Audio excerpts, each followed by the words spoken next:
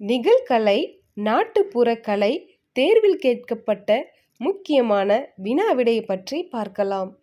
தேவதுந்துபி ஆட்டத்திற்குரிய இசைக்கருவி தேவராட்டம். நடனக்கலையில் தன்னை ஈடுபடுத்தி கொண்ட திருநங்கை நர்த்தகி நடராஜ். மரக்கால் கூத்து என்று அழைக்கப்படுவது பொய்க்கால் குதிரையாட்டம். பண்ணோடு கலந்தும் தாளத்தோடு கூடியும் பாடும் கலை எது? இசைக்கலை.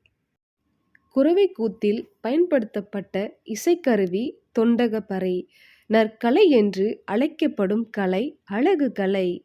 தமிழர்களின் தற்காப்பு விளையாட்டுகளில் ஒன்று சிலம்பாட்டம்.